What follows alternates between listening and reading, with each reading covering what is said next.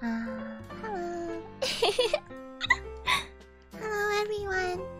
Welcome back to the Tianshi Club.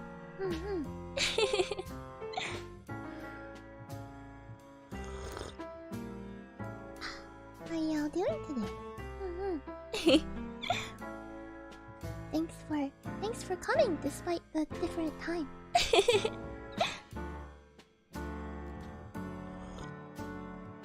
Bonjour, mademoiselle. Hello, Remus. Welcome. It's good to see you. Monki in the morning. Monkey in the morning. I'll be your monkey of the morning, monkey. You know what's up? Hello, Shatter. Good to see you. Today I have some Earl Grey. I was feeling like Earl Grey. I don't know. How are you doing today, Shatter? How's your throat? Is it getting better? I hope.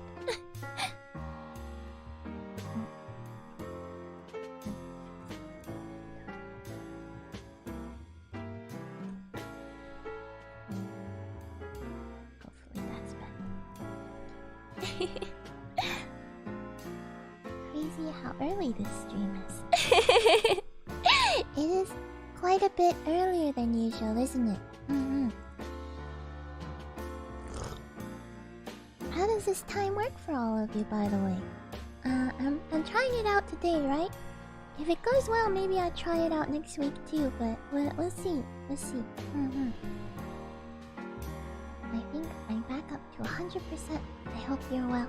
Oh, I'm glad to hear it, Shatter. That's great. That's wonderful news. I'm doing well. I went grocery shopping. All by my monkey self. I went because we needed more rice. But then I got there and they were out of rice. Okay, that's not fair. They weren't out of rice. They were out of all of the value priced rice. They only had really fancy expensive rice that was outside of Monki's outside of Monki's grocery shopping budget range. So instead, Monkey compromised and bought a small bag of brown rice just to try it out and tide us over until we can go back and they restock the value rice. So today, Monkey is trying to cook brown rice for the first time. It's not the first time I've had brown rice, but I've never cooked it before by myself.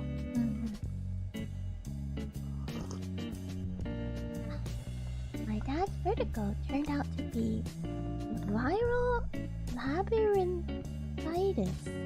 Oh? I'm not a doctor, but I don't think labyrinths get inflamed. That's what I was thinking. Is he sure about that? Labyrinths don't often get inflamed. Not that Monkey knows of. I hope that... I don't know anything about that diagnosis, but I hope that it's nothing too scary. Everything under control.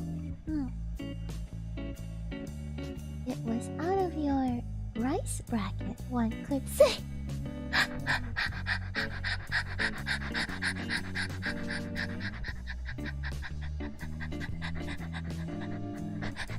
Oh dear. It was outside of my... It was outside of my rice bracket. Oh dear.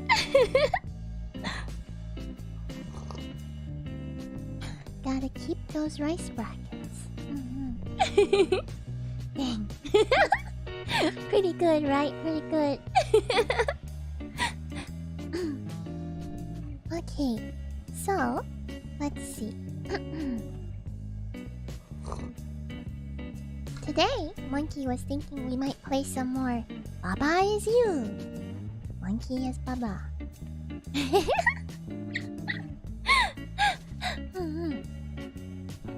So let's see. Let me see. I got the game already here. This here? No. This one. This is what I need. This seems good, I think. Maybe around here. Okay, sorry. And then no, wait. Here we go.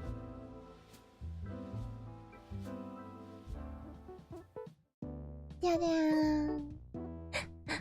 What do you think?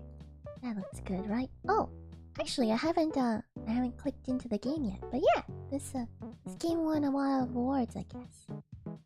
Here we are. Okay, why don't we go ahead and continue playing, huh?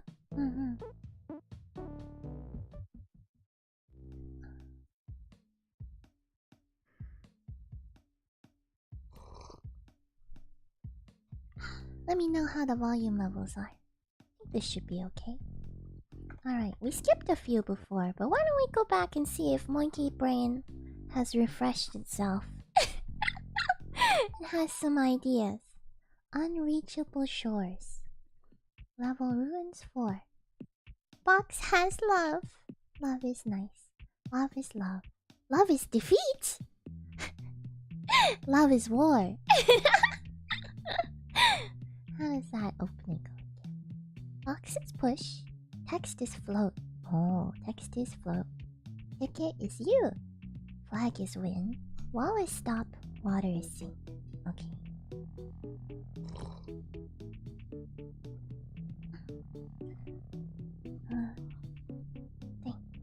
So box is defeat.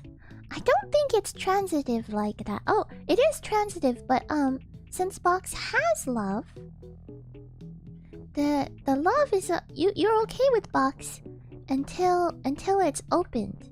Then if you open box, then the love comes out, and then is defeat. Yeah, like that. A monkey stream that early. What kind of sorcery is going on? Hello, Ihiki. How you doing? Ziki, I know. How are you? Doing pretty well. Doing pretty well. How about you? How's this time for you, Ihiki? How's this time for all of you? Only if you feel like telling me. Love is love. Yeah, love is love is love is love. I think there's a poem that says that. Box has defeat. Yeah, box has defeat. Exactly. Eating some toasted bread with margarine. That sounds delicious. You know, Monkey hasn't had margarine in a really long time, so I don't remember if I like it or not. Sorry, Monkey was just being silly. I don't remember if I like it or not. I know I like bread with butter a lot. Toasted bread with butter. Okay, Monkey's gonna actually think about this problem. What are we trying to do? Flag is currently win. We kind of want to get across the water. How do we get across the water? Kick it is you. Box is push. Box has love. Love is defeat. So basically, I think they want us to go in here. They want us to go in here. Get some of these guys out. I had military rations because I didn't feel like picking up groceries. Oh, you have military rations at home, Remus? Are they tasty? I've always heard that they tend to compromise long-lastingness for tastiness, but I imagine over time we've learned better and better ways to make them tasty. I've heard that military rations from different cultures also have different standards of taste. Whose culture was it? Maybe Indian culture, where they supposedly their food rations are pretty decent because they know how to use lots of spices that don't go bad. Maybe it was them. Maybe it was someone else. They've been sitting around my apartment for 3 years. I guess that's what they're for. I guess people also use them for, like, disaster emergency rations, right? Monki's not sure about all that. The closest thing I've probably tried is, Monkeys had, you know, canned foods and that sort of thing. Monkeys had, what's it called? Oh, I've had, like, the sorts of foods that are supposed to be nutritionally complete, but relatively tasty ones, like Soylent or Calorie Mate. But the closest thing Monkeys probably had to what military rations are, in terms of like what Monkey imagines, is Monkeys tried what they call the astronaut ice cream. I hear it's never actually been in space. It was just developed for astronauts originally, and then didn't really work out. But it's a kind of freeze-dried ice cream, so it's got no water content. It's more like a crunchy, fluffy, crunchy snack. It was alright. Wasn't very ice cream-like, but it was alright. I was raised with it instead of butter. Ah, so seeing everywhere people eat butter instead is weird. Oh, I see. Where Monkey grew up, some people had butter, some people had margarine, I guess. Both were relatively common, I guess.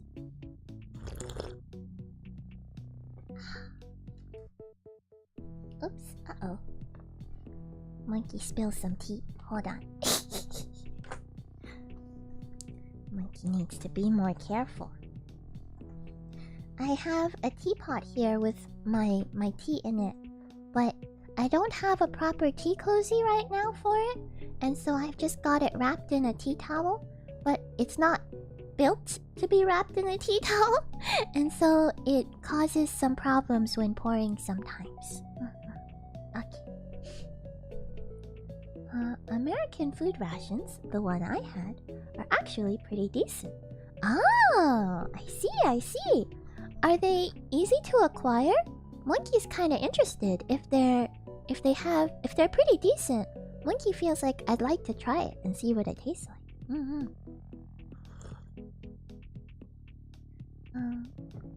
They unveiled a pizza version a few years back. Oh, interesting. Oh.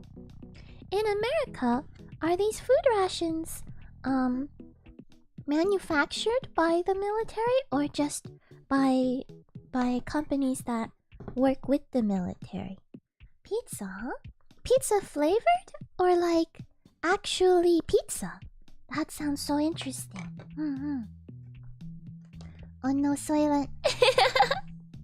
Oh no! Monkey likes Soylent actually. I watched a tasting stream of that stuff. One host just got all despondent and the other full-on dissociated. People have really strong food preferences, don't they? For Monkey's tried Soylent, both the original powder version as well as the more recent, the modern liquid version. And Monkey really likes both of them actually.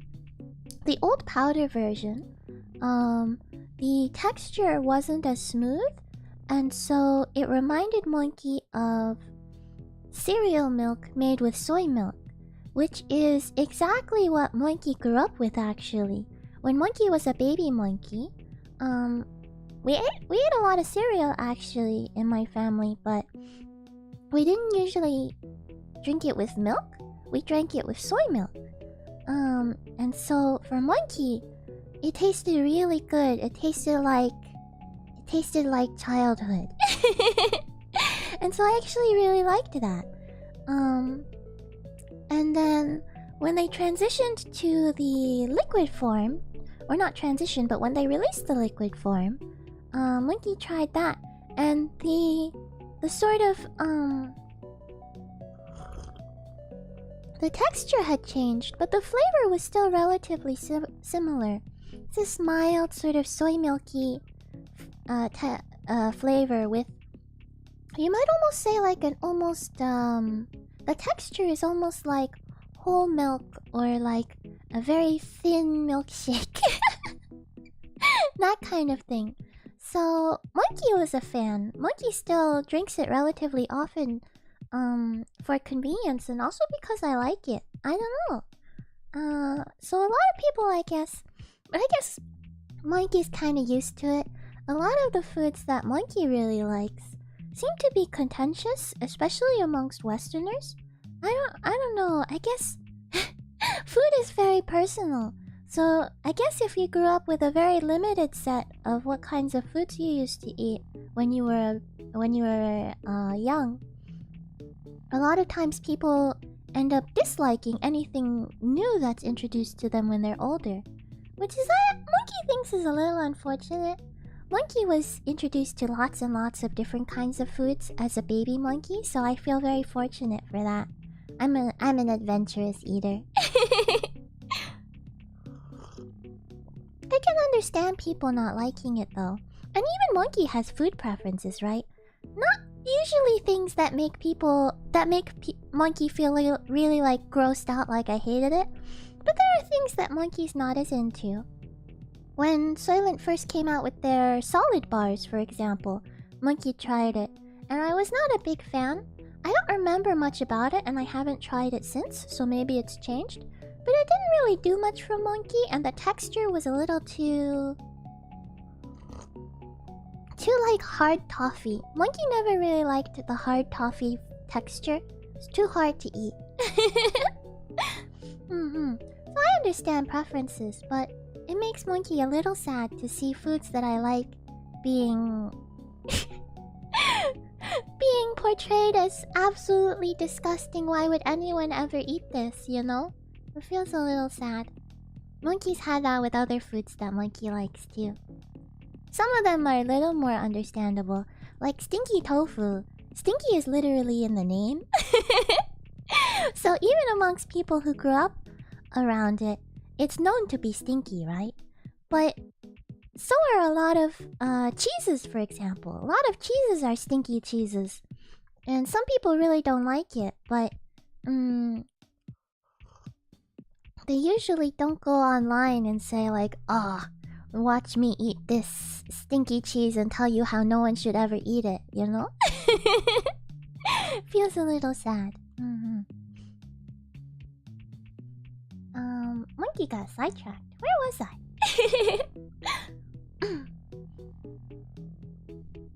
Not the tea! Not the tea! It's okay, it wasn't too much. Just a little. Just a little. Oh no, nice to see you. Glad to see us back with this cool game. Oh, hello, A-Fox. Welcome, welcome. Good to see you. How you doing? Actual pizza. Wow, that sounds really cool. A guy called Steve1989 has a video about it. Oh, I think that the military contracts a company to make it, since they can sell a different version for civilians. Ah, interesting. So the one that you can buy as a civilian is different from the military one, or just differently packaged, perhaps? Very interesting. I'm gonna have to look that up.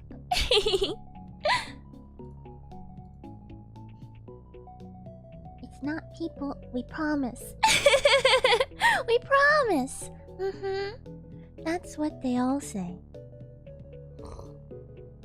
I don't know, if people were this tasty. Well.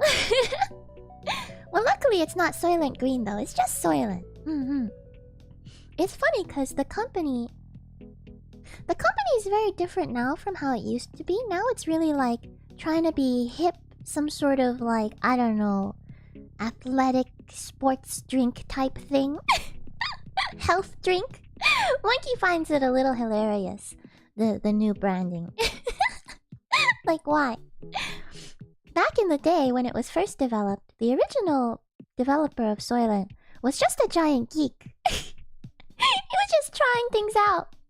Basically, mad scientist style, saying like, hey, if we know exactly what the human body needs, can't we just make it? Kind of like the Soylent in that old book / movie. And so he experimented with all sorts of formulas. And if you look behind the veneer of being hip and cool, Soylent still has things like version numbers that come from him, you know, the original origin of him testing out different formulas and trying to see if it mixes well, trying to see if it tastes good, trying to make something that preserves well. I'm not sure if they're still doing it now. I hope so. Used to be they also had a program where, since it's a pretty nutritionally complete and cheap and well easy to preserve food, they used to do this thing where they would use some of their revenue, profits, I forget what word it is, to donate Soylent to people who need easier access to cheap food that is nutritionally healthy. Because right now most cheap food is actually pretty expensive. It's pretty unhealthy, right?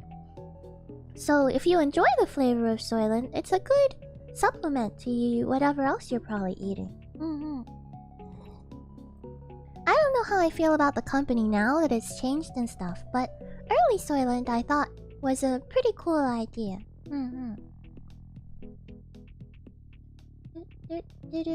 Here we are. Biggest difference is that it lacks the heating pad. Oh! Though it looks like now they sell it with a heating pad. Oh, interesting. Well, that makes sense, I guess, because civilians are less likely to be using it, say, out in conditions where they don't have another source of heat. But some might. A lot of people, I think, like military rations for things like long-term camping and stuff. Though you could probably build a fire if you're camping. Or bring a stove. Hello, early Monki. Hello, Cuckoo. Welcome. How you doing? Sometimes we hate things that were introduced to us when we were kids. I can't stand kiwis, lol. That's a good point, Cuckoo. That's a good point. One bad experience as a kid can really mess you up for the rest of your life. Monki had some pretty bad experiences. Crazy bad experiences. When Monki was a baby monkey, I learned to hate egg yolks, and I learned to hate grilled cheese because of bad experiences. It was crazy how long I disliked them for, too.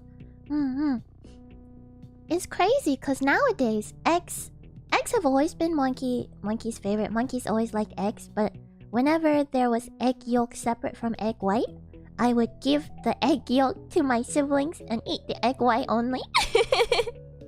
But nowadays, Monkey loves egg yolk. I'll add extra egg yolks to things and all sorts of stuff. And so it's crazy that a bad experience can really do that. And grilled cheese, obviously, Monkey loves grilled cheese. Luckily, one of Monkey's parents, one of Monkey's mamas actually, fixed that for Monkey at a young age. I hated grilled cheese for a long time because... Speaking of military rations, Monkey's school cafeteria made a really bad grilled cheese, like really bad. I can't imagine how do you even make a bad grilled cheese, but Monkey just really didn't like it. So Monkey just brought it home one day, because I knew that one of my other siblings likes grilled cheese, even the ones from the school cafeteria, and so I brought it home. For my sibling, and my mama saw it, and she was like, "What is this?" I told her what was going on, and she said, "Let me have that." And she grilled it up real nice and made it all tasty like, and gave some to Monkey. She said, "Here, try this." And my mama's always been very good at introducing us to foods. So when she says, "Here, try this," even if I'm not sure I would like it, I'll give it a try. That's partially, I guess, why Monki grew up an adventurous eater. I always trusted that even if I wasn't sure I would like it, there was a chance. And she would never push too hard, so I didn't get... I know some of the other monkeys in my family got a little bit traumatized when some of our parental generation were like, "You're gonna eat this no matter what." And then they could never eat it again. Never enjoy it again. So this particular mama was very good about that. And so I tried it. And Monki was in shock. It was so good. So good, because those of you who have had good grilled cheeses, which is the majority of grilled cheeses, you understand, they're just really good. And so finally Monki understood that there's a difference between grilled cheese and whatever the school was giving out. Grilled cheese and bad grilled cheese. Even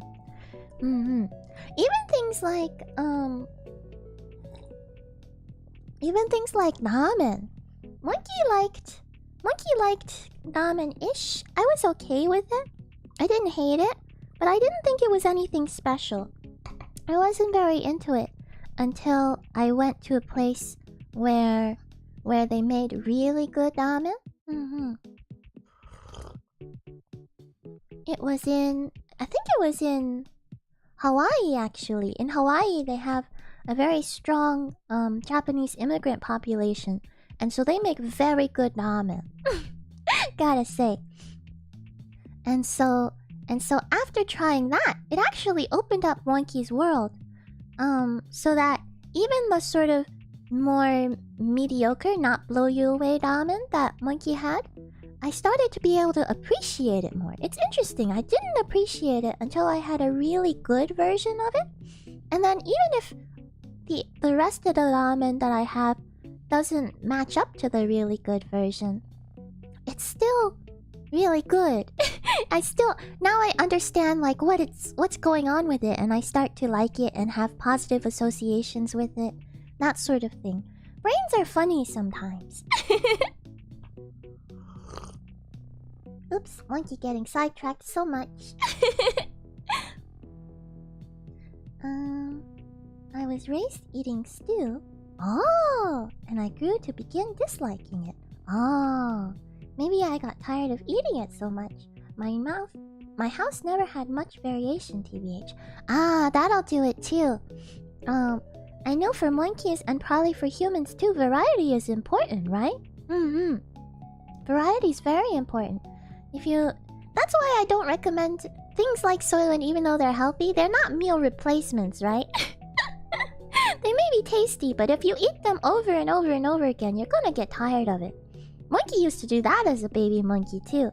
Is if I liked something a lot, I would eat it and eat it and eat it until I got tired of it. Like...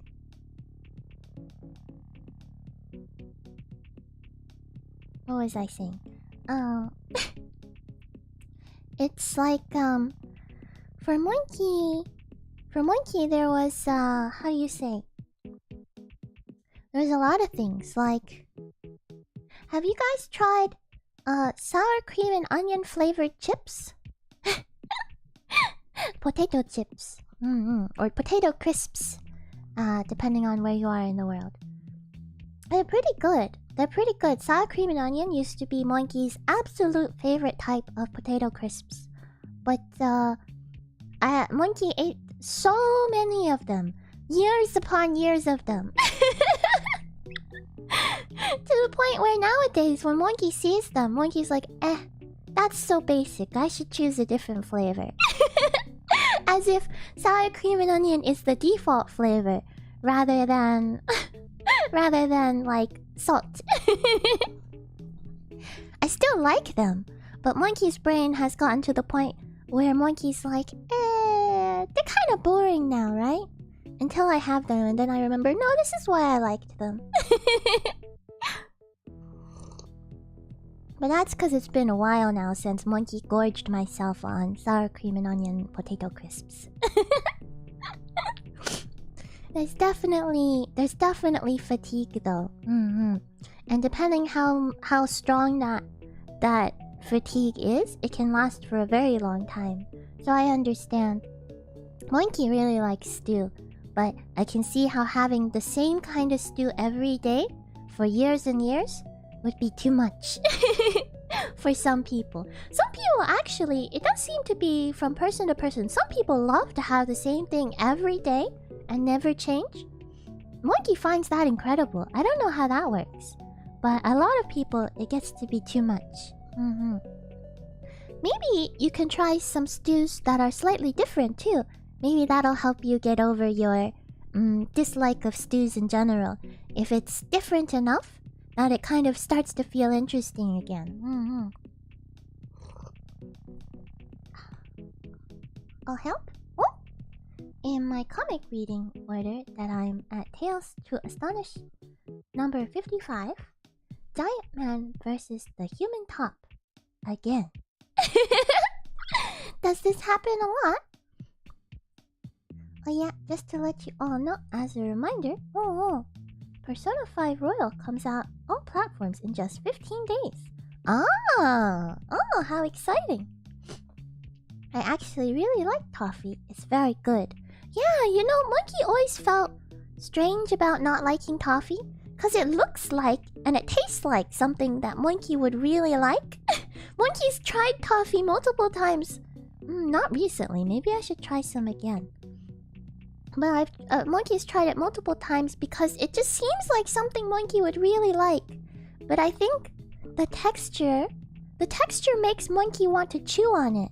But it's so hard that if you chew on it, it kind of hurts Monkey's teeth, right? So maybe you're not supposed to chew on it? And then it's this excruciating feeling of I want to chew on it, but chewing on it is unpleasant. And then I don't know what to do. I think it's toffee that I'm talking about. Let me double check. Sometimes Monkey's bad with names of things. Toffee. Yeah, I think that's the one. Yeah. Cause it's like hard and chewy. Maybe Monkey just needs to find one that has a texture that Monkey likes. I like toffee in candies. Like with little crunchy bits of toffee that are small enough that you don't have to worry about when you're chewing them, the texture being so confusing. But large pieces of toffee tend to be too much for Monkey. Royal wasn't the best add-on, in my opinion. Oh yeah? I feel bad for the tofu. For the tofu? Wait, who's tofu? What tofu feels bad? Oh, the stinky tofu. The poor tofu, right? It's really good too. But I totally understand if you can't eat it. Monkey has a brother who just cannot eat it. It's true. Monkey's family, majority-wise, likes stinky tofu, but one of Monkey's brothers just cannot stand it. He looks so sad when... He's so good too. He'll try it, but he looks so sad when he's eating it. It's so sad. And sometimes he can't even swallow. I feel bad. We try not to pick on him anymore. But he's okay with us eating it because he knows we like it. He just can't eat it himself. So I understand. Sometimes when things are extremely pungent and extremely strong flavors, right? People just can't handle it, and that's okay. But yeah, doesn't mean that other people can't like it though. Can't wait for Monkey to open scoreboard later. Notice how long was spent on each level. JK. Oh? Is there a scoreboard that tells you how long you took? Monkey's gonna skew everything. Take your time. It's fun to have our cozy talks. I agree, Hiki. Oh, thank you. At Mongoose, why? Royal is just a straight upgrade, adds really good new quality of life features, and a new palace and really and 2 really good characters. Oh. Plus, it makes Akechi a god-tier character and one I love. Oh! So, it was Royal that made you fall in love with Akechi? Is that right, A-Fox? At A-Fox. Hard to explain beyond it felt off. Oh, it just didn't resonate with you, huh, Mongoose? Lamont, how can an RPT fall off? I don't see anything wrong. Oh, I think he said felt off, not fall off. It's more of a how you say a personal feeling, it sounds like. Sometimes things just resonate with you, and sometimes they just don't, right? Grilled cheese? My heart breaks for baby Monki, right? Imagine all those wasted years of thinking that Monki didn't like grilled cheese. Not even Mom can resist the grilled cheese. Mama's gotta fix it. Grilled cheese slaps. It's pretty good stuff. It's pretty good stuff. Now Monki loves grilled cheese. Monki's been lucky enough to go to there was a grilled cheese place that Monki had access to. And by grilled cheese place, I mean they literally specialized in grilled cheese. In fact, Monki's had 2 such places that Monki's had access to in my life so far, which is incredible. Monki is extremely privileged.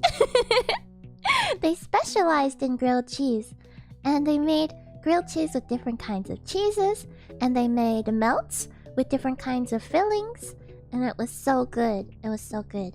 I liked both of those places. One of them I don't think is around anymore. The other one might be around somewhere.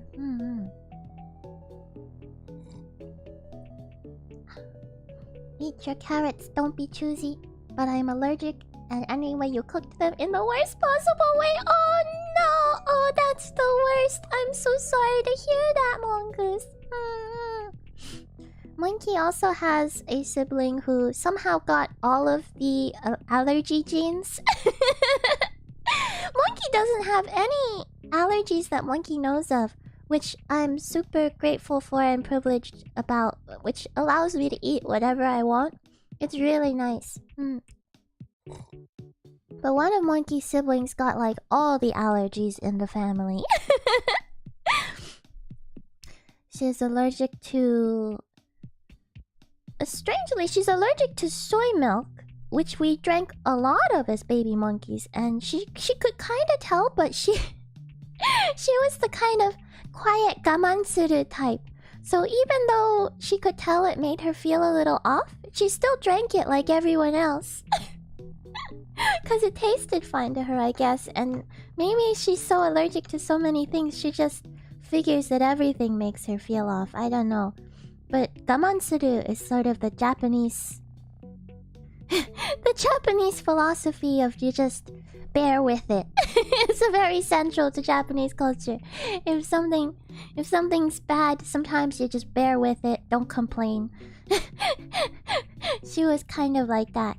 And so she was allergic to soy milk, which I said, like, we used to have all of our cereal with soy milk. And I had soy milk as a snack all the time. And then she was allergic to certain kinds of fruits. I had another friend who was allergic to certain kinds of fruits.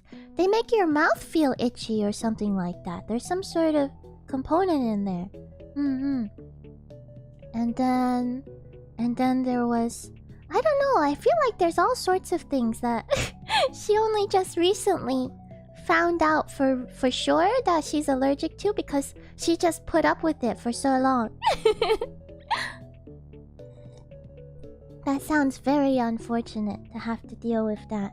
To have to deal with eating foods that you're allergic to, and then they don't even taste good either. Like, if only they tasted good, then sometimes it's okay, right? Like, Monkey doesn't have any allergies that I know of.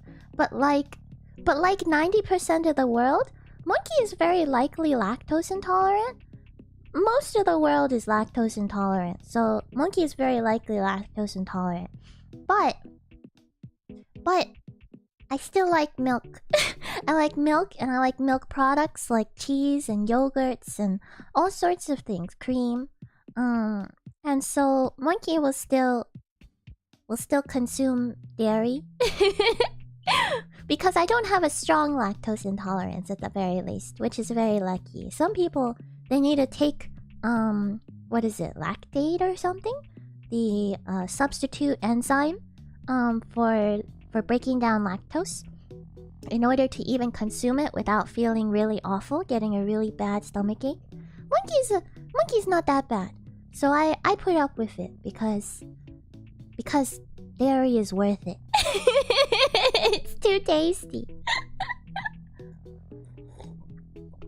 But at least it's 'cause it tastes good, right? Oh dear. Here, there are a lot of immigrants too. Oh yeah. In Brazil, there's a huge Japanese population, right?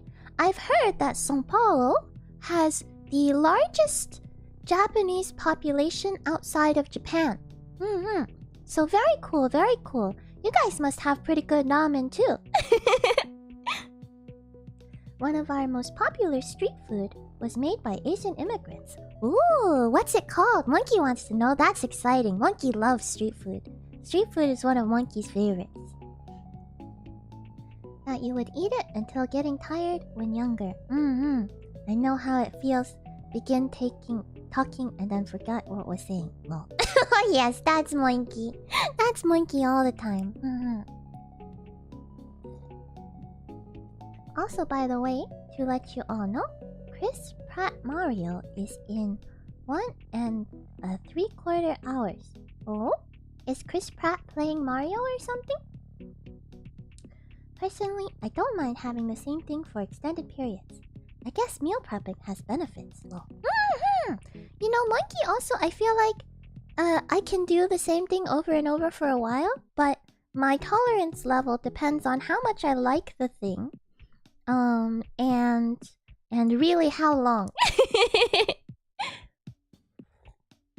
Like for the sour cream and onion chips, Monkey ate years and years and years of sour cream and onion chips. To be fair, it was after those years and years that Monkey discovered salt and vinegar chips, and suddenly the sour cream and onion fell off from its position as queen of all potato crisps. Because Monkey really likes vinegar. Monkey really likes sour things. And so when I realized there was a style of crisps that just was super sour vinegary flavored, I fell in love. And it kind of shook up the ranking system there. But yeah, certain foods. Monkey has a habit of. Let's take restaurants for example. Restaurants that Monkey likes, where their food is all good, honestly. Monkey still has this habit of always going back to my same regular every time I'm there, because I know how much I love it. So Monkey can be okay with same thing over and over again. Monkey hasn't tried too much of same thing over and over again, like day by day, like meal prepping so that the entire week is the exact same menu. Monkey hasn't really tried that, I think. But look, I've gotten close. Like when you make a big pot of stew or curry or chili, that can last you almost a week. So Monkey's done that and not gotten tired of it. Oh, and back in the days when Monkey's school cafeteria was very bad, let's say, Monkey found the tricks where there were certain foods that were not really bad and were actually tasty. And so for those periods of time, for multiple years, Monkey ate the same food for lunch every day. So I guess Monkey can do it as long as it's the best option Monkey has. Though if it were for meal prepping, Monkey's always been interested in meal prepping but has never tried it. For meal prepping, Monkey feels like I heard there are some cool ways you can do it on a rotational system, where you meal prep a few different meals, and then you freeze them or something that makes them last longer. And then that way you can kind of rotate between the meals and have multiple different kinds.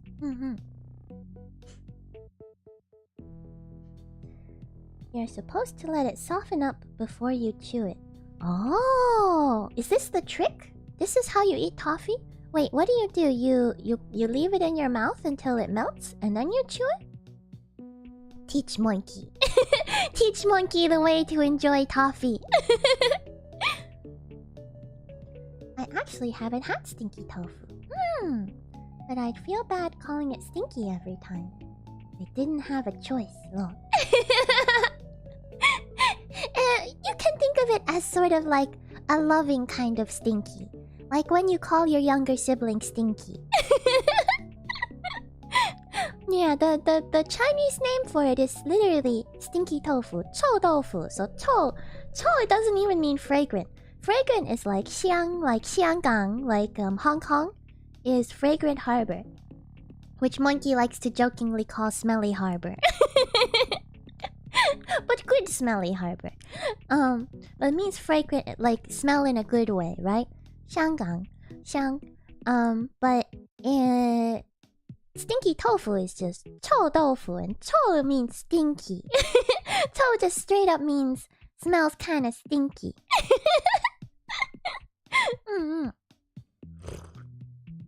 And I will say it does have that strong pungent smell that you kind of gotta get used to.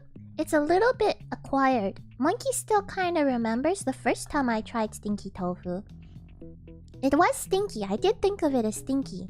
But I gave it a try because, like I said, it was my mama who's really good at introducing foods who encouraged Monkey to try it because she loves stinky tofu. And so I tried a little bit. And the flavor was so good that over time, you come to actually enjoy the smell because you associate it with the flavor of the food. And you start to recognize, as you become more familiar with it, you start to recognize the difference in the pungency between the smell of stinky tofu and the smell of other fermented things that you shouldn't eat, right? It's like that with a lot of fermented foods in general. Detecting the difference between fermented and dangerous and fermented and good for you can be very difficult. And so if you're not used to it, oftentimes your body defaults to, I don't know about this, guys. I'm not sure we should eat that one. I think that one's gone bad. But as you get used to it, you start to notice the differences and you can come to appreciate it as well. It reminds Monkey of one time. Monkey learned to like blue cheese as a baby monkey, actually. Starting with very light blue cheeses and then working my way up to more normal blue cheeses. So I learned to like blue cheese, and I was very much enjoying it at one point until Monkey, I may have mentioned this in stream before. Monkey had a cake pop that do you know what a cake pop is? They make it by they make cake and then they kind of crumble it and shape it into a ball. And then they dip it in something like chocolate to hold the ball together and put it on the end of a stick. It's pretty tasty. I mean, it's crumbled cake covered in chocolate. It's pretty tasty. It's a nice little snack. But because of that, well, because of that, it's a little hard to tell when it's still okay to eat. Let's say, because chocolate doesn't go bad nearly as quickly as cake does. And so Monkey had a cake pop that Monkey had been kind of saving, because do you guys do this? Maybe this is a Monkey thing. Monkey's a little bit like a squirrel sometimes. When I have something I really like, sometimes I want to have my cake and eat it too, as they say. And so I hold on to it for a really long time, being like, I can't eat it yet. I gotta wait and then enjoy it. Monkey waited a little too long for this cake pop. Monkey waited a little too long, and Monkey finally decided now is the time to enjoy it. And Monkey took a bite and immediately stopped and ran to the sink and bleh, spat it out and then rinsed my mouth with water because the flavor that filled Monkey's mouth was the flavor like blue cheese, but with a really astringent sort of note to it that really shockingly like this should not be eaten sort of flavor. Monkey had never tasted that before, but Monkey could tell that this was not something Monkey should eat. It wasn't tasty blue cheese. It wasn't tasty what do you call it? They're fungi, right? Blue cheese, or are they bacteria? It wasn't the tasty kind of mold. Mold it is, right? Wasn't the tasty kind of mold. It was the kind of mold you should not eat. And so Monkey had to rinse my mouth out, and it was really hard getting that flavor out of my mouth. And unfortunately, the association, like when you eat a food and it makes you sick and you can never eat it again, that association stuck with Monkey. And the next time I saw or tasted or smelled blue cheese, that association came back. Even though I knew this blue cheese wouldn't have that terrible flavor in it and was safe to eat, Monkey's brain was like, I don't know, last time, you gotta be careful, there's an association here. But Monkey still really wanted to enjoy blue cheese because I knew I used to like it. And so Monkey very slowly tried to work my way back to enjoying blue cheese. At this point, Monkey's okay. There's still a slight hesitation, but when I actually eat it, it's enjoyable. So I think I'm almost there, almost cured. But it took a while, and it took some like active, conscious effort. What was I talking about? Oh yes, flavors. So your brain needs time to piece apart, right? What part of the flavors are safe and therefore delicious, and what parts of the flavor are dangerous and therefore do not eat. And flavor, a lot of it comes from olfactory, a lot of it comes from smell. So a lot of it you can tell just by smelling something. And so the more Monkey got used to stinky tofu, the more Monkey started to associate that smell with being good and umami and full of rich flavors, as opposed to, this might kill you though. And I think it's very similar with strong cheeses. That's why it reminded me of the blue cheese. Strong cheeses, when you get used to it, you start to enjoy the smell because you can tell the difference between this is fermented and healthy and this is fermented and bad for you.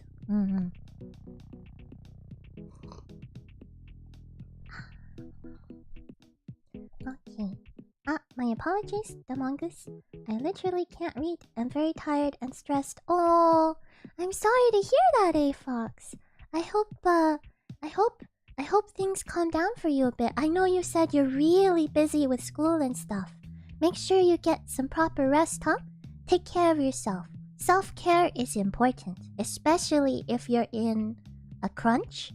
Making sure you have those little moments to recharge will make sure that... I think you'll get through this either way, right? I think you're capable and you're strong, and some of it is enjoyable too, I'm sure, especially with the musics. So I'm sure you can do it, but it'll make sure that at the end you come out of it still feeling capable. Maybe you'll need a long vacation, but you'll still feel capable, versus burning yourself out. That's one thing you want to make sure you avoid, because burning yourself out takes a long time to recover. I only just noticed. Thanks to know. Oh, I see. Yeah. No problem. However, with Akechi, he is weird in the original game. Oh! He could best be described as a annoying, confusing, bratty teenager that the community just memed on. Oh, I see. So the royal, I guess, is that a remake, an addition? Really added to his character, huh? Really did change the character from one that you didn't like into one that you really enjoy. That's really cool, actually. I love that. That's wonderful. I'm not actually allergic myself, but those seem like perfectly reasonable objections to me. Yeah. Monki has a friend who... Did you know that there's a certain gene that makes it so that when you eat cilantro, I think it is, it tastes like toothpaste or something like that. That's how it was described to me. It doesn't taste good though. Like some toothpaste kind of tastes good. In Monki's opinion, don't eat toothpaste though. But it doesn't taste like cilantro does to the majority of people. It tastes kind of bad. Most people with this gene cannot enjoy cilantro. But it's a recessive gene, which means that you can end up with this expression, this what's it called, phenotype. It can be expressed in you without anyone else in your family having it expressed, right? They could be carriers and not realize it. And so one of Monki's friends actually has this gene, this phenotype expressed by this gene. So for her, cilantro does taste really bad. But because no one else in her family had it, no one believed her when she was baby. When she was baby, she kept saying, "Oh, I hate cilantro, this is gross." And she would always pick it out of her food, and her parents would get mad at her. And when they tried to sneak it in, she could always tell, right? Because to her, it was a very strong, very noticeable taste. Whereas for the people who were cooking, it just added flavor, but wasn't the prominent flavor in the dish. And so, for the longest time when she was a baby, her family kept telling her, "No, you're just being picky. Eat the food."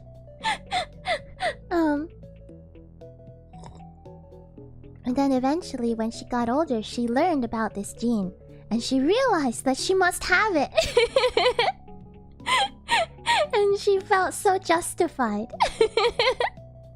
I can't remember if she got tested or not for it. She might have. But, she felt very justified, and she went and she showed her family, "See? See, it's not just me." So you gotta be careful about flavors, I guess.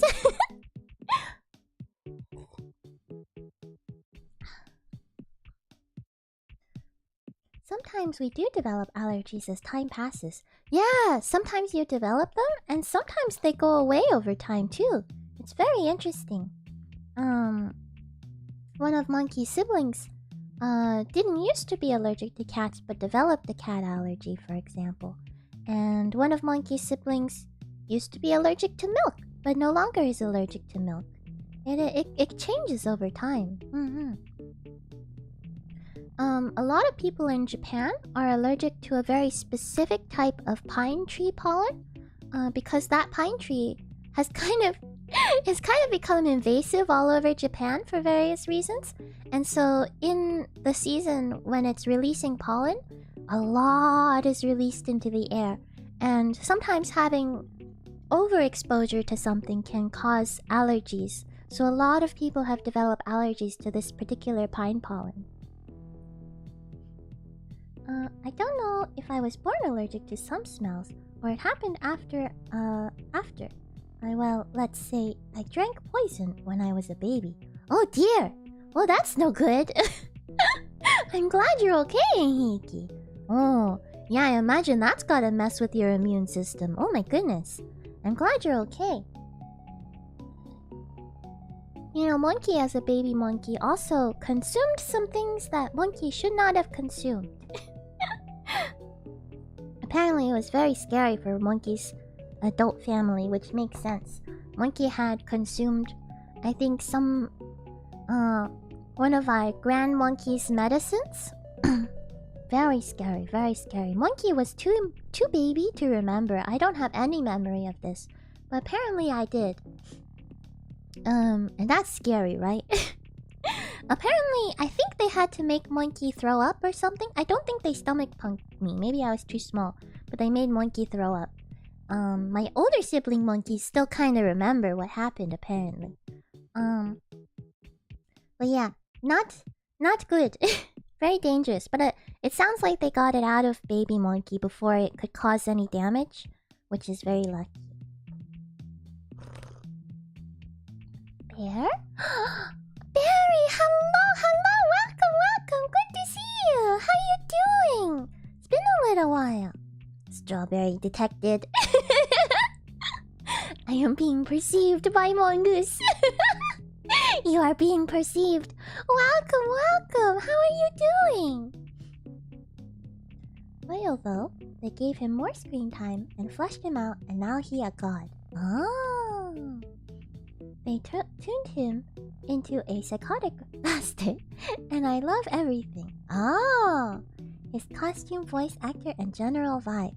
Ah, so they changed him from being kind of an annoying, boring character into like an over-the-top psychotic character. That's kind of fun. Monkey understands.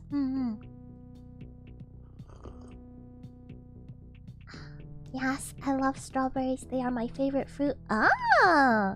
Strawberries are pretty good, I will say. I always make chocolate strawberries. They slap so hard. Ooh, and you make your own, A-Fox. That's wonderful. Monkey does like chocolate strawberries. You gotta eat them right away though, right? I feel like. Because otherwise the chocolate will... Since it's strawberries and they're washed, you probably want to keep them in the fridge, right? And then the chocolate starts to sweat. So you just gotta eat them immediately. Definitely not an excuse to just eat all chocolate strawberries immediately. But Monkey is a big fan. Monkey likes chocolate a lot. Monkey likes strawberry a lot. Oh, sweet new indie VTuber. Oh, hello! Twibs? Welcome to the Tianshi Club. My name is Tianshi no. I am Monkey. Welcome. How are you doing today? Oh, hey, no, I didn't expect you at this time. How's it bye-bying? Hello, Vesquid. Hello. So far, Monkey has moved from this position to this position.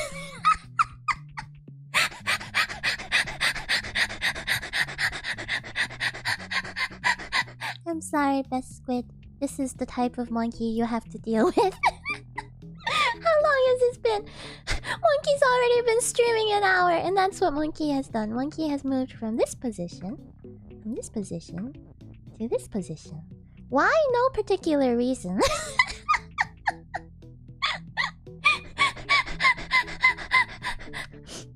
Monkey's been too distracted because we've been talking about all sorts of things. It's been a lot of fun. You know what it is? I think some of you got Monkey started talking about food. Monkey can talk about food forever. Some other things too, but But how are you doing, Besquid? Monkey's thinking about maybe streaming more at this time of day. It might work a little better for Monkey's schedule recently, so Monkey might be shifting my stream schedule. I haven't decided exactly what I'm going to shift it to yet. It might still be chaotic for a while, but I'm testing out this time as a potential new time.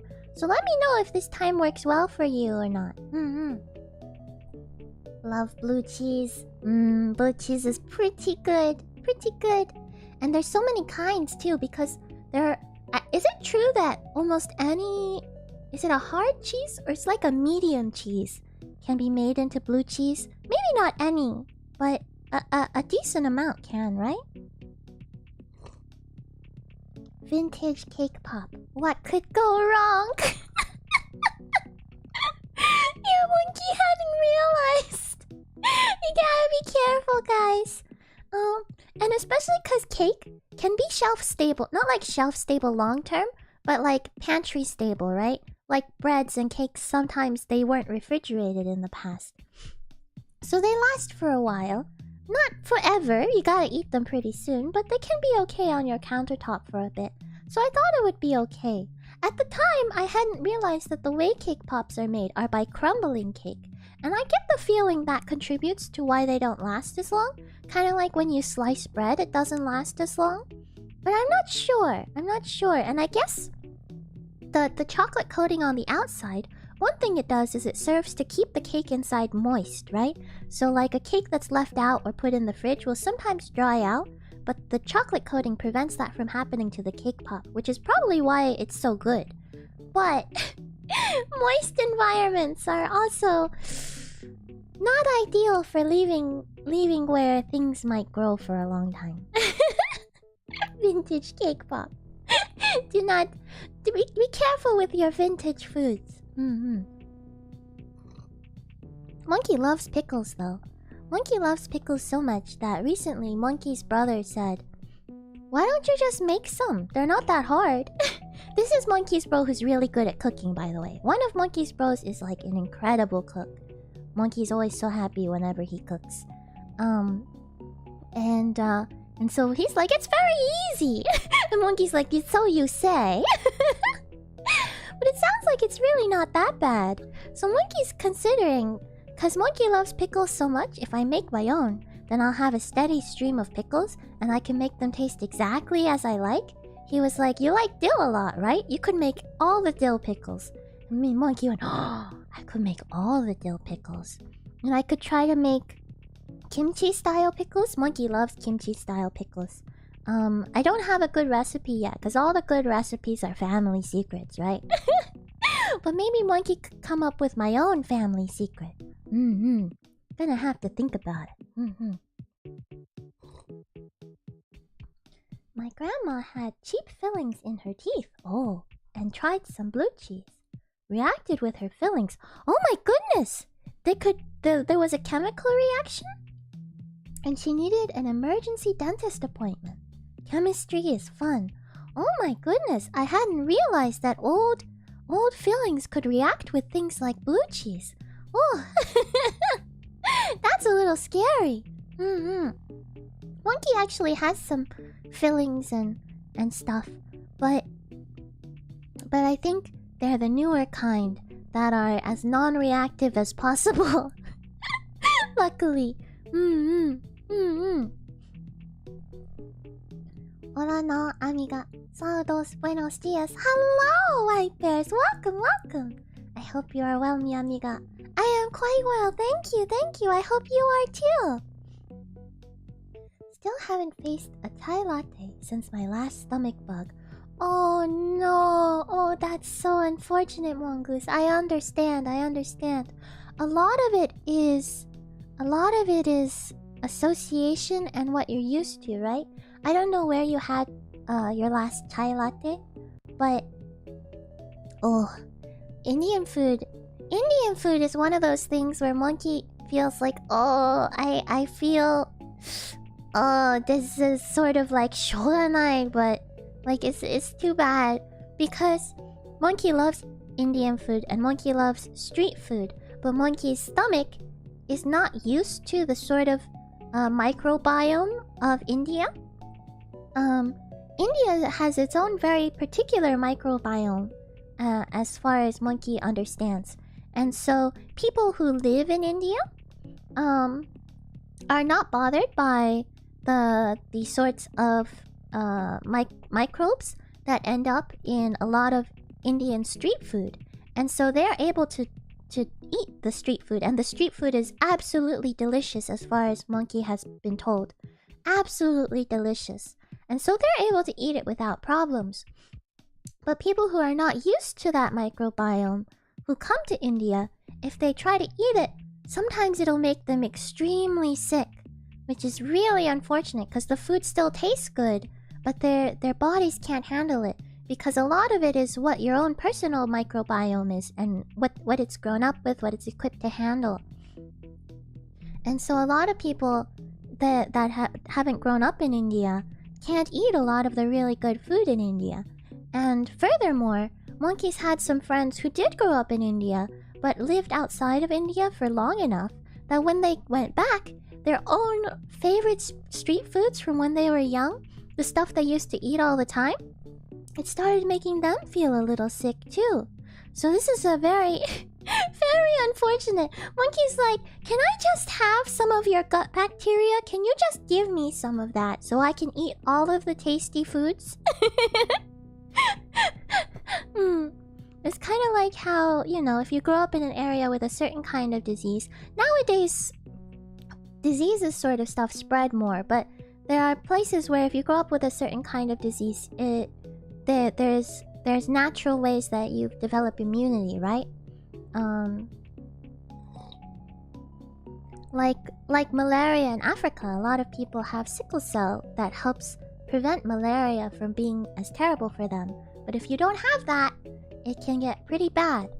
And so it's like, Monkey cares a lot because it's about the tasty foods that Monkey wants to eat. But Monkey's gonna be careful and protect my body instead. But I want to eat it. Maybe training. Maybe if Monkey does gradual training, Monkey will eventually be able to eat it. This might kill you is not a flavor I thought I'd hear about. It's a real flavor though. There's a few flavors out there, I think, that fall under the label of this might kill you. Have you ever eaten anything that's gone bad in a way where it's not just that, you know, it's gone bad, but like actually it's actively dangerous? You might know what Monkey is talking about.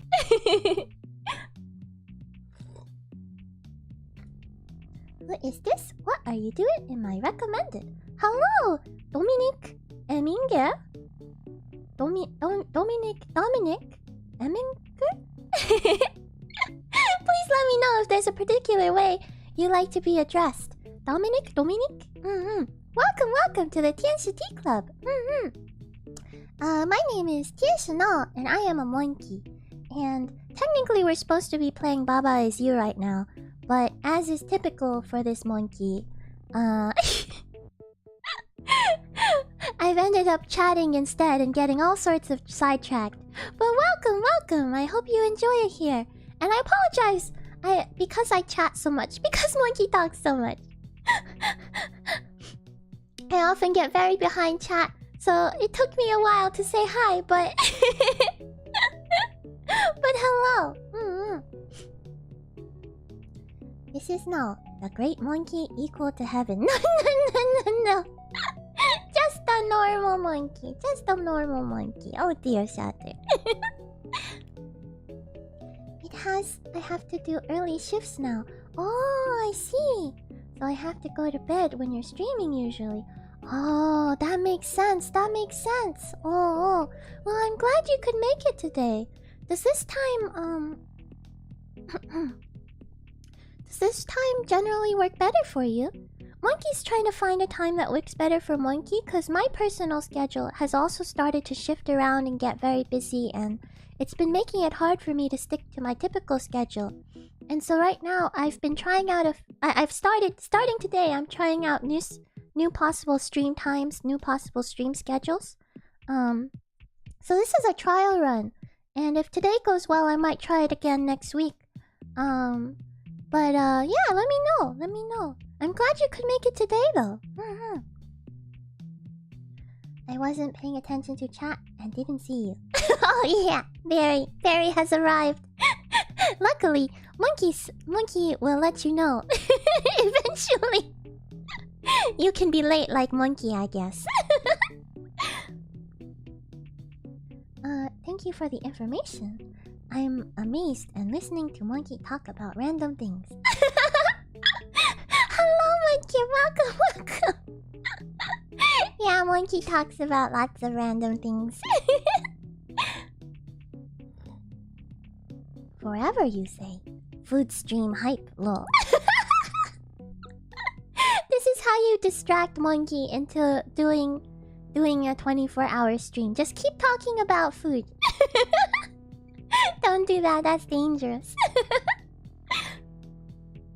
Na and her TED Talks. TED Talks! Oh dear. TLHF. Oh, hello, Hichirigen-kun. Welcome. Good to see you. Thank you. Oh my goodness. Monki caught up to chat. That never happens. That never happens. Oh, hello. Hello from Present Monki. It is I, Present Monki. Actually, since I've caught up, maybe I'll take this opportunity to have a quick trip to the little monkey's room. Get up, stretch your legs. I'll be back in just a minute or two. Actually, I don't know how long I usually take. I never timed myself. But I'll be back as quickly as possible, and then maybe we'll actually play this game. We shall see. Okay, be right back.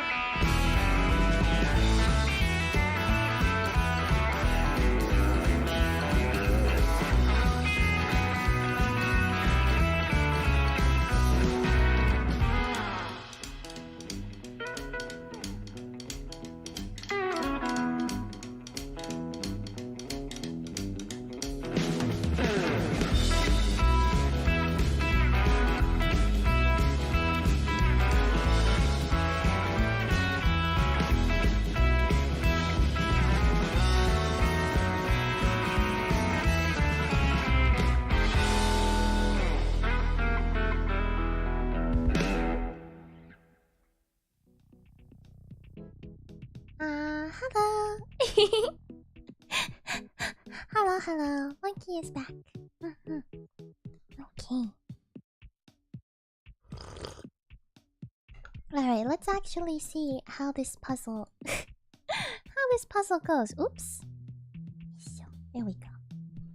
How do we do this puzzle? Welcome back. Oh, thank you, Shatter. Thank you. OMG, Tianshi. Oh, hello, Puppet. Welcome. It's been a while. How you doing? Welcome back. Thank you, Besquit. Thank you.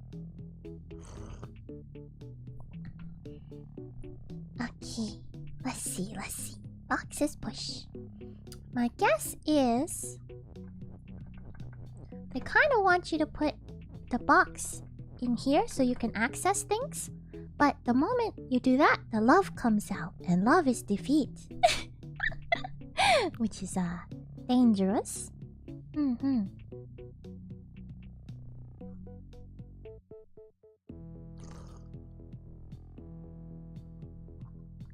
You remember me? Oh yes! I try my best to remember people. Monkey has a terrible memory, but I try my best.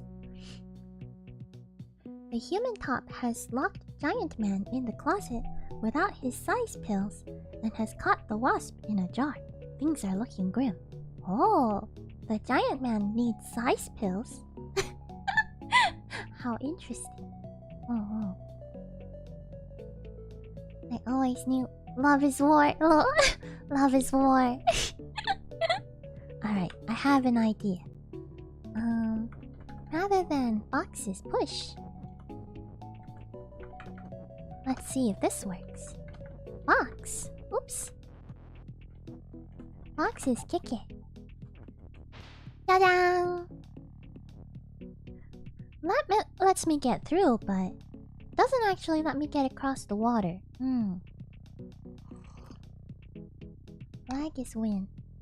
How am I supposed to get across the water, though? This was a bad idea. I probably needed more than that.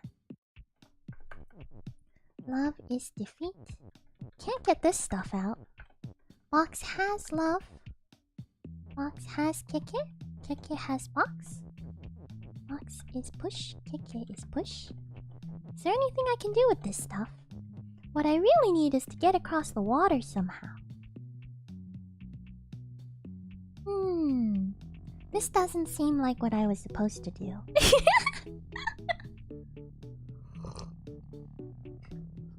He used to be Ant-Man, but he learned to embiggen.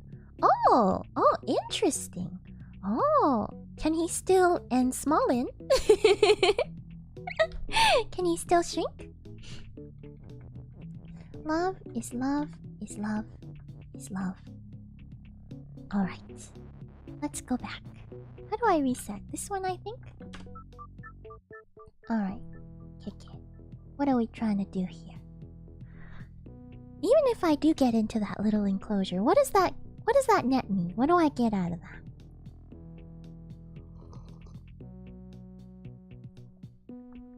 Because ultimately I want to win. Kick it is you. Box is push. Love is love. I think we need to get to the point of something has itself. I don't think we can have kick it has kick it. Box has box might be good. But then we can't destroy the box. What about...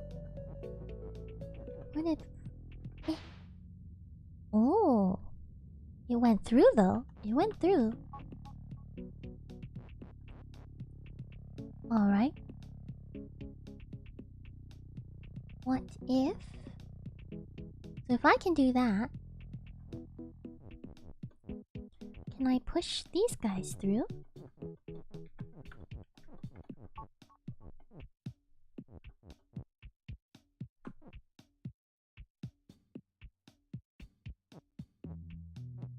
Oh, so close. Boxes push.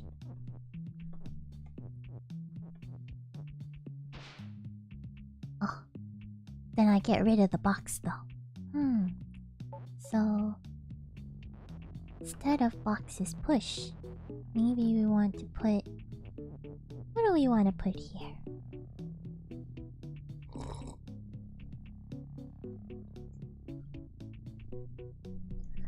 Yes, he has dedicated pills for different sizes and a helmet that lets him talk to ants.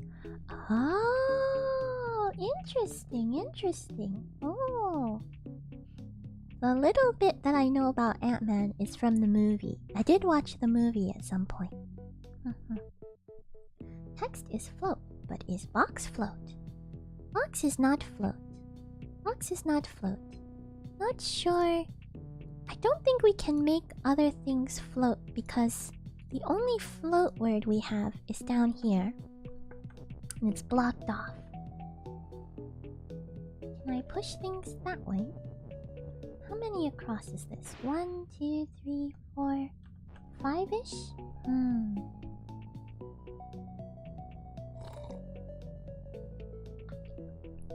I could be box. But what happens if I am box? Will that help anything? Box has love. Do I want box is love would probably be a bad idea. Love is love. Love is love. Is love.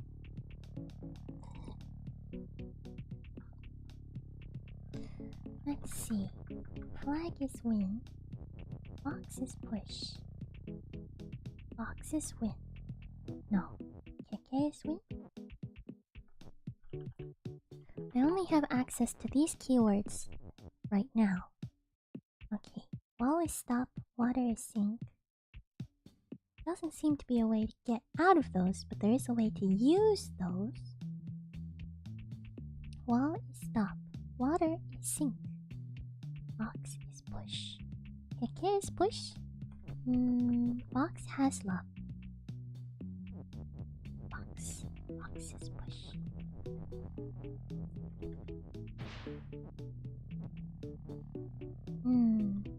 Love is not push. Love is not push. So it's not push. Okay. Well, in that case, the only way of leading through is putting the box here, or else box will not be pushed anymore. But from here, I can't. I've blocked myself. I see. Let me see. Gotta think outside the box. Oh, Monki moved around a lot. We won't worry about that then. Alright, with no other ideas, what if we just do box? Box is you. What do we do then? Then we grab this ticket. I think we need kick is push then. Kick is push. Oops. Well, let's move kick it out.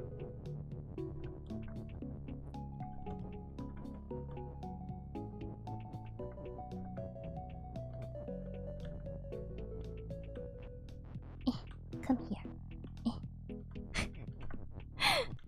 Just go over here. Gotta get things out of the way. Kick is push. Alright, now let's get Keke out of here. Come on, Keke. You'll be fine, don't worry. There's just a bit of water. I'm sorry, Keke, I'm sorry. Don't hate me, Keke. Don't hate me. I'm sorry, your sacrifice was honorable and appreciated.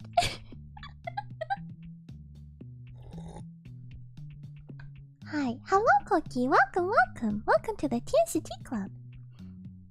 Remember the lanterns? The violet star sapphire core uses the power of love. Oh, the lanterns, like the green one is the most famous one, right? But you said there's even more? Violet star sapphire. That's starting to sound like tokusatsu again. The power of love. Not necessarily in a well-adjusted way. Uh-oh. Kind of like Aphrodite.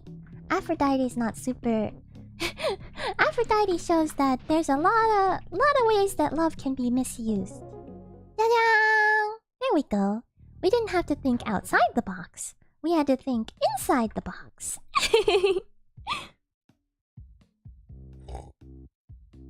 Alright. We actually did one, can you believe it? With the way this stream was going, did you believe we'd actually get through a puzzle today? Alright. Think inside the box. Key is open, door is shut, and stop. Wall is stop, Baba is Baba. Baba is you. Box is weak. Box has key. And. Red is rage. Oh. Orange is greed. Yellow is fear. Green is willpower. Blue is hope. And indigo is compassion. Oh, these are pretty cool. These are pretty cool. I like this concept. It reminds me a little bit of recently I've been watching the Sandman series. The new live action Sandman series. Pretty good, pretty good. I think I finished season 1. They hint that the ending hints that there could be a season 2, but it hasn't been confirmed yet, so I'm really holding out hope because it's a really good series. I highly recommend it. It's so good. If you like kind of dark, thinky, sort of supernatural stuff, I guess, it's so good. Oh, it's so good. And the characters, the acting is incredible. The acting is beautiful. The main character is an incredible actor in that you feel like you know and you understand so much about the character, even though the character himself is the quiet type. So he really doesn't talk very much. I mean, technically he is the narrator for a large portion, but the character himself doesn't talk very much. And since he's the narrator, he's a bit of an unreliable narrator, right? You can't trust him to speak honestly about his own feelings all the time. But you can see it in his face. It's so wonderful. It's so good. It really makes me want to read the comics.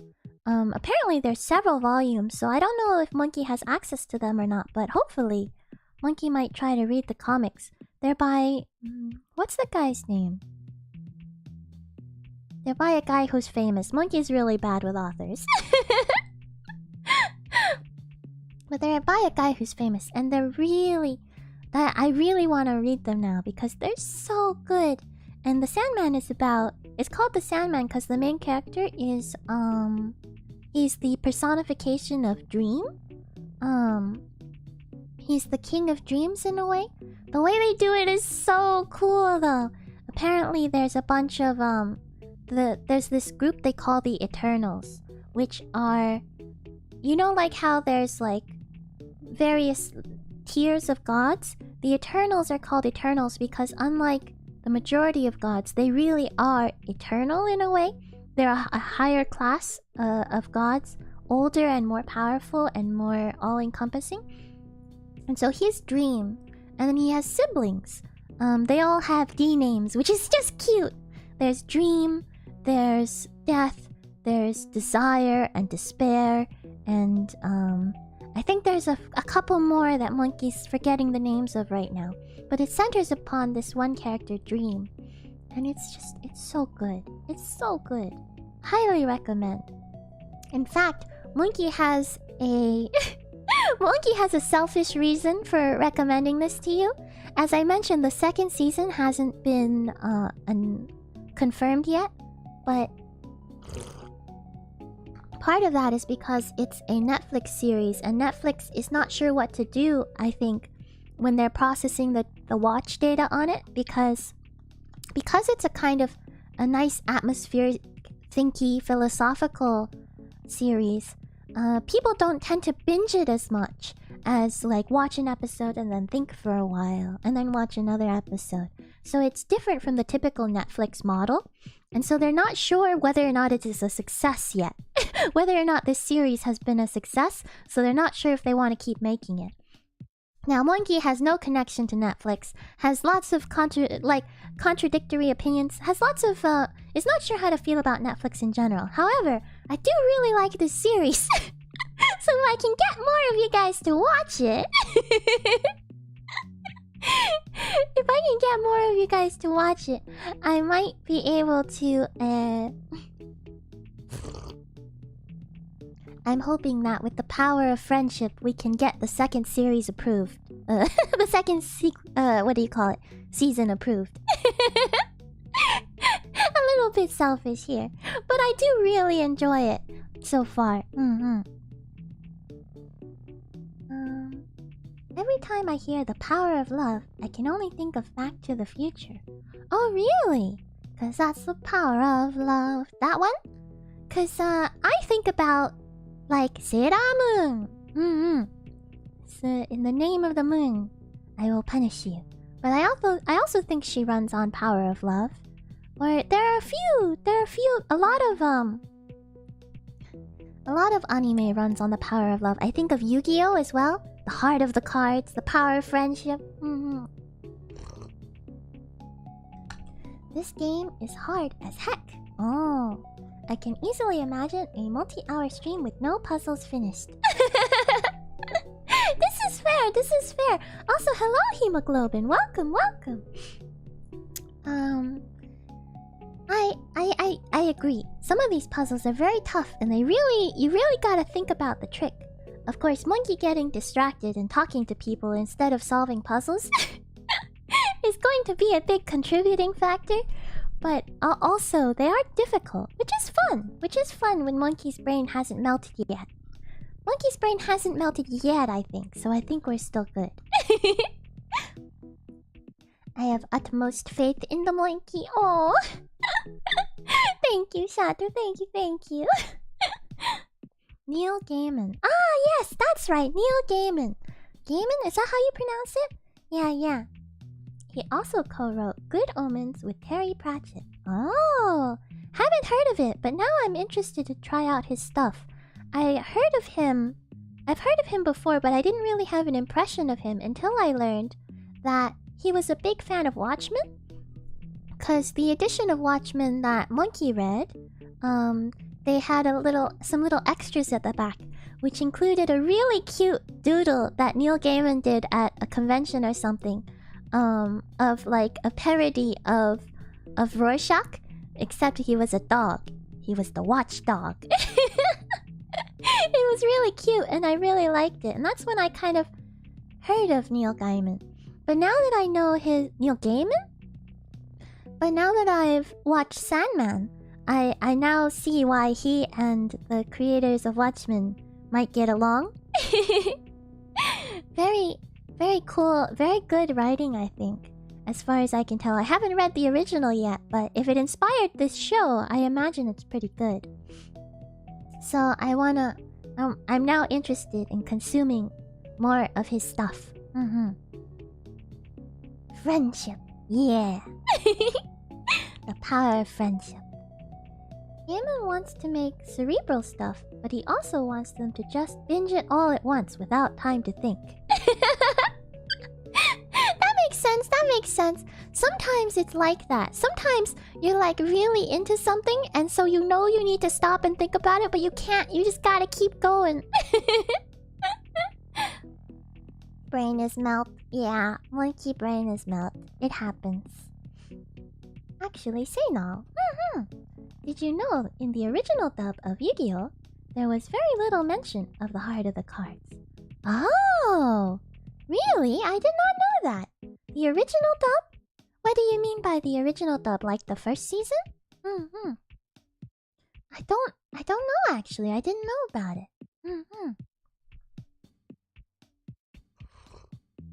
I do know that the English dub took a lot of liberties with the show. They I don't know if you guys know about or have watched the Yu-Gi-Oh! Abridged series. I've watched a little bit here and there.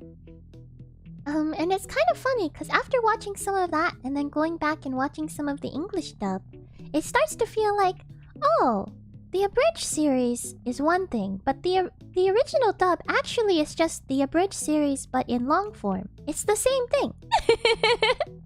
It's really just the same thing, some of the scenes. And they're so different. I saw a cool comparison between a particular scene with Seto Kaiba Seto. I don't know which way his name goes. Where in one, he's being like, oh, really cool guy in the original Japanese voice acting. And then in the American dub, in the English dub, he says something along the lines of because I'm rich or something. I don't know. It's very silly. And on top of that, on top of just changing up the characters to make them a little more humorous or over the top in certain ways, they also adapted the material to make it less dark. Because the original Yu-Gi-Oh! Is actually pretty dark.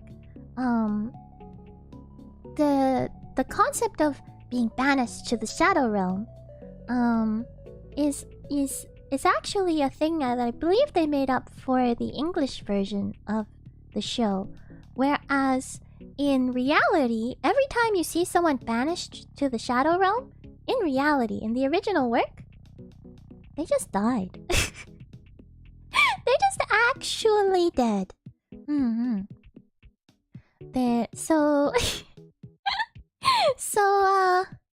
So yeah, it's a little different. Yami Yugi may have killed a lot of people in his time. But they thought that was too much, so they invented this concept of the Shadow Realm. Which, looking back, makes sense because Monki remembers watching some of the English dub and being a little confused about the Shadow Realm. It didn't seem to have very many consistent properties, you know?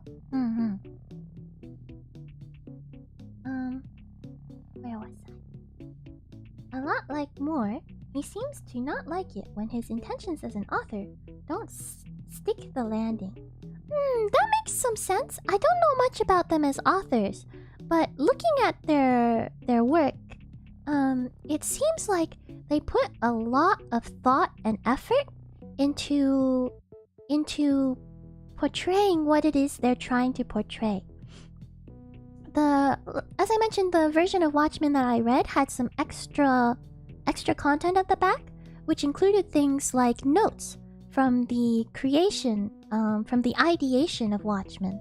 And you can really see how intricately the author, Moore I suppose, was considering all of the different aspects to try to put together this very tight narrative where everything fits together well and means something together.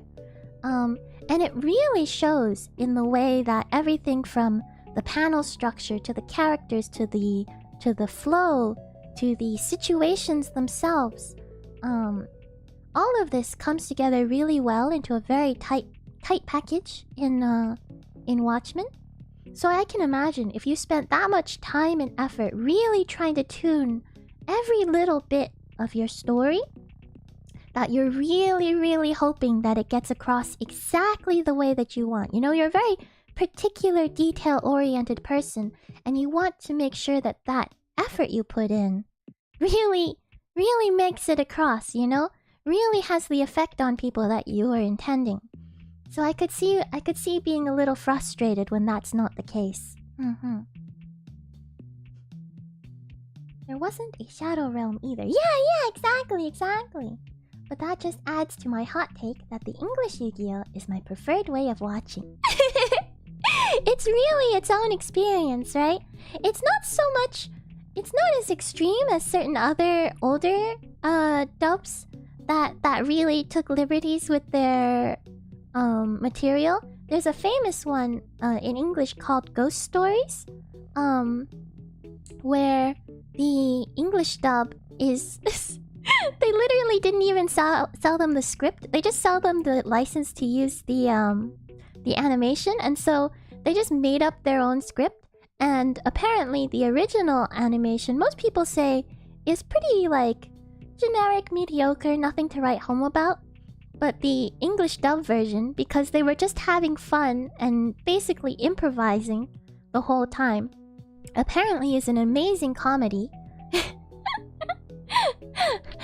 In that case, the English dub is much more highly lauded than the original material, in fact.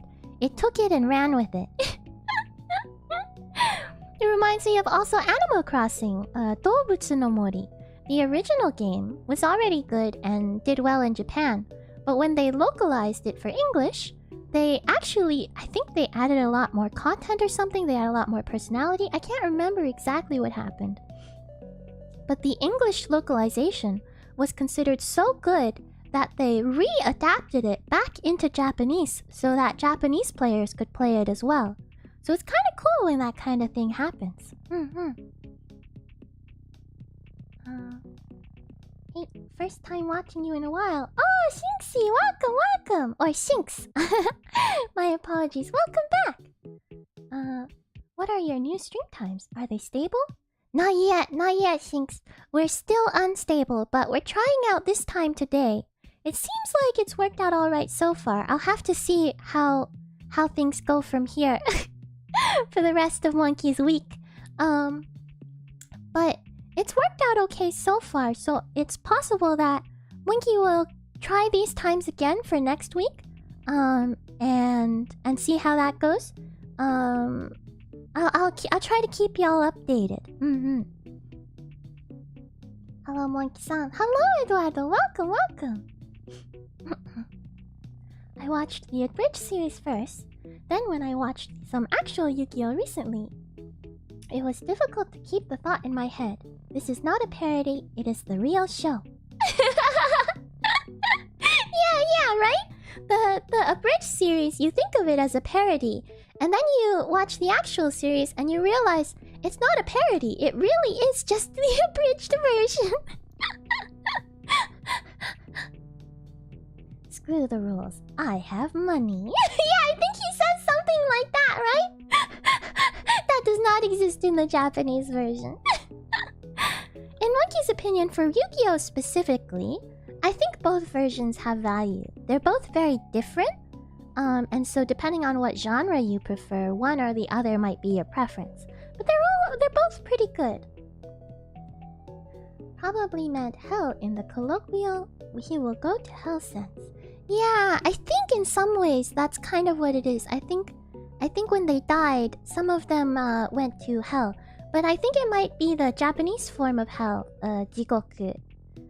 Because not a lot of the majority of portrayals of hell, I believe, in Japan still use the jigoku style hell, which is sort of a mix between...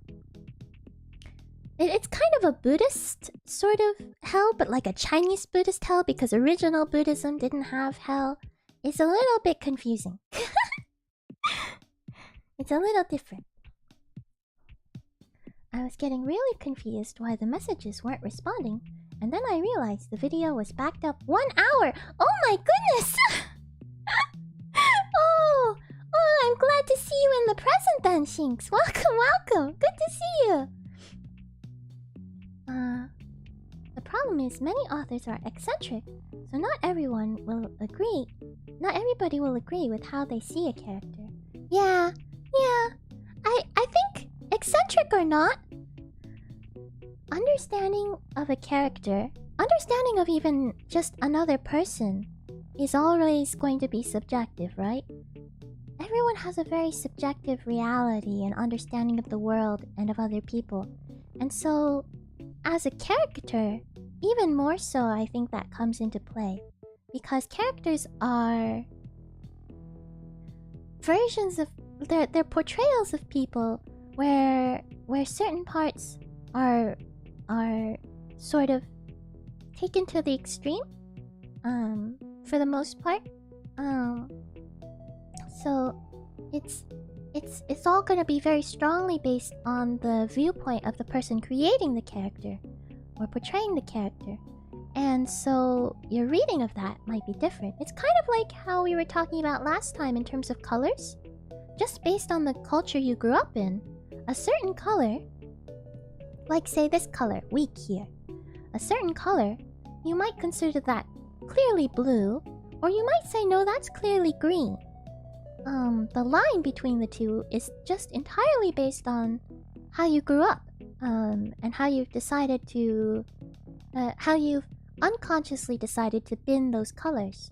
And so, if we can be that way about colors, we can definitely be that way about more complex things like how the human mind works, right? How people's minds work. And so, you might create a character where in your mind they have blue hair, right? And that blue hair means something to you. Because blue has associations with, I don't know, the sky or something, right?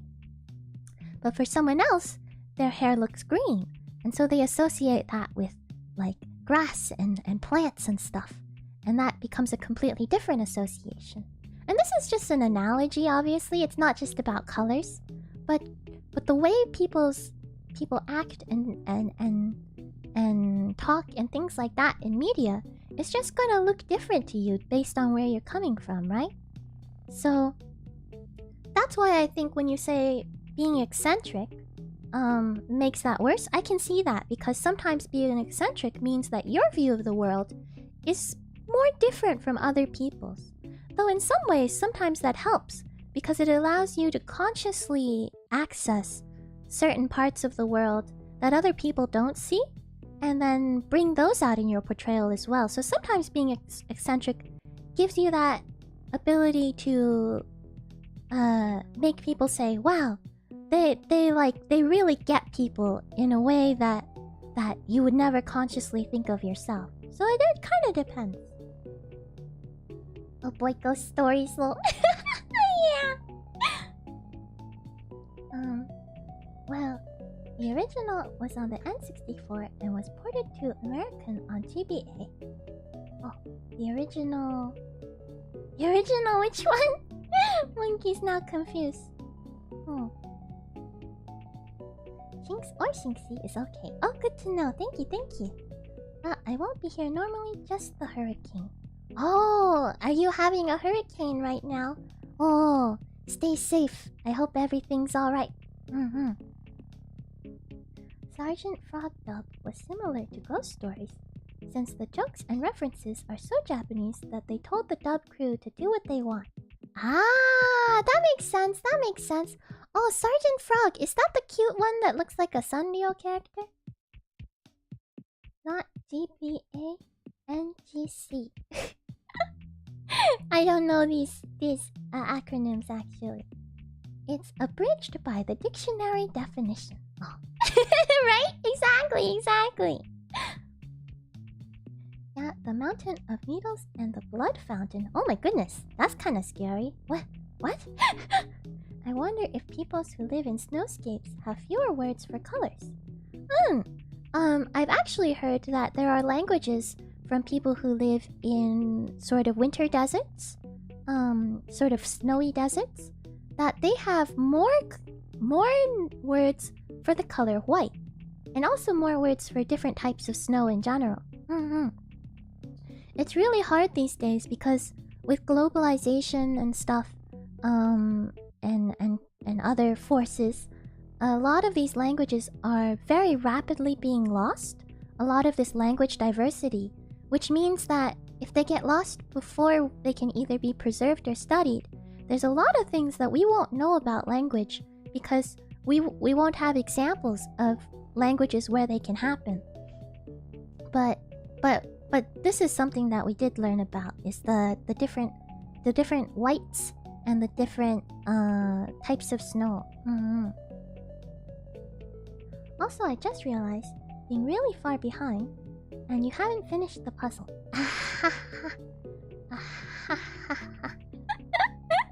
We did one puzzle today, and oh my goodness, look at the time. Monkey can't actually go too late today, so Monkey's gonna have to finish up in like 5 minutes or so. So we did one puzzle today. Monkey has ideas for this puzzle that we're staring at right now, but I don't know if I can execute that in 5 minutes and also catch up to chat. So we'll see. But yeah. We talk too much. I think that's okay. Monkey likes talking. I'll explain. The original Animal Crossing was on the N64 if I remember. Ah, that's the game you were talking about. Okay. That makes sense. then when they ported it, they added stuff in the NGC Nintendo GameCube version. Then it came back as Animal Crossing E Plus for JP audience. Ah, it's for lack of trying, lol.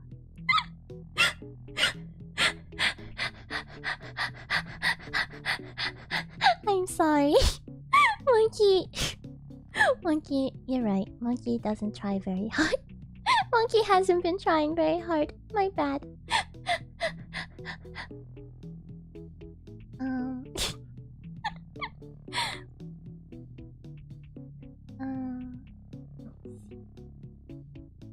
Oh, yeah.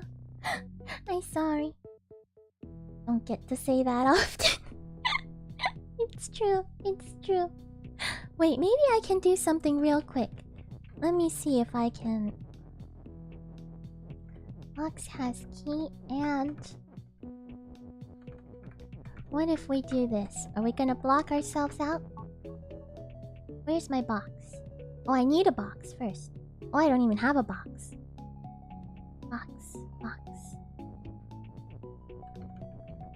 Okay.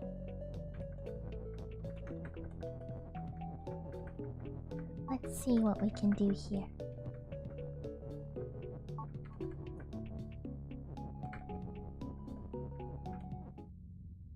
Oh, I don't have a box. Hold on. I need...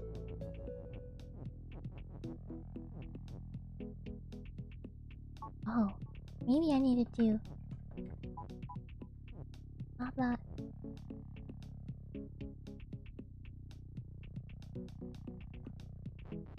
Maybe Baba and Box is you? And Baba is Box. I'm gonna see if I can finish this up real quick right before we end stream. Oh, because Baba is Baba. Key. Alright. Monkey's gonna have to think about this one some more. So, we're gonna stop here. We're gonna stop here for today. And head over to the comfy room for our goodbyes. Ta-da! A shorter stream today, but it's been a good one. It's been really nice chatting with all of you. How does the has work? Oh! Here, let me go back real quick.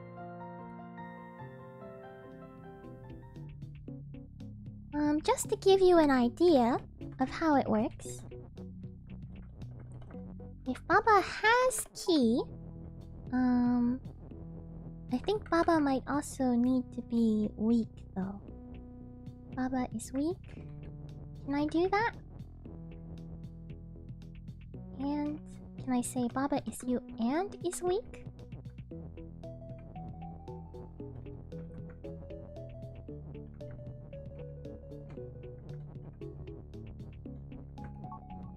Oops. So if... Oops! Well, that's what happens if you're weak.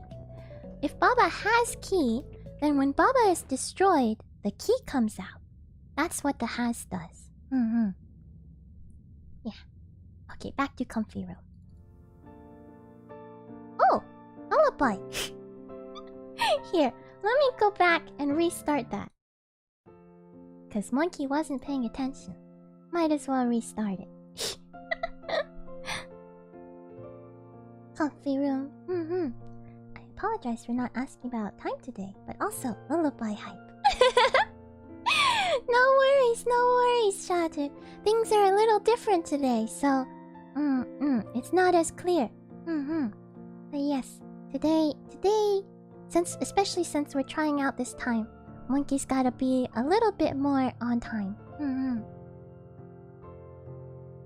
Oh well, you don't have to, Miss Monkey. Well, it was a quick one. Hopefully that explains a little bit.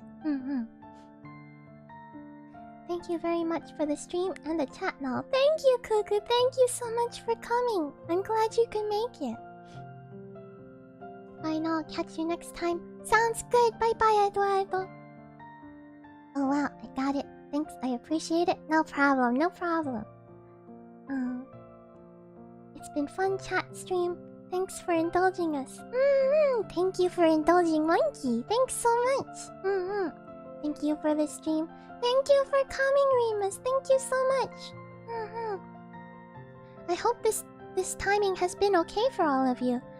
It's been okay so far for Monki, so if it pans out for Monki at the end of this week, I might try scheduling next week at this time and see how that goes. Yeah, thank you so much for coming. Thank you for the stream note. It was refreshing to start the day off with a nice stream. Aww. I'm glad you think so, Shatter. Thank you. Thank you so much for coming. Hashtag love Tianshi. Thank you. I really appreciate it. I appreciate all of you coming. It's been a lot of fun. I'm so glad I had all of you to talk to today. It's been really nice. Alright. I guess I should say, with this meeting of the TNCT Club is now officially adjourned. Thank you all so much for coming. Thanks for streaming, Miss Monki. Oh, thank you, Shinx. Thanks so much for coming. I know it was only for the very end, but I'm glad you were able to make it. Alright. Thank you so much, everyone. And, Monkey's gotta run now. Bye-bye. Bye-bye, everyone. Bye-bye. Have a great weekend. Thanks, Monkey. It's really cute. No. I might start using that little... Actually, I do think it looks really cute. Mix Monkey. It sounds really cute out loud too, right? Mix Monkey. I don't mind if you want to use that. Alright, for real now. I hope you all have a great end of your week. And I'll see you all next week. Bye-bye!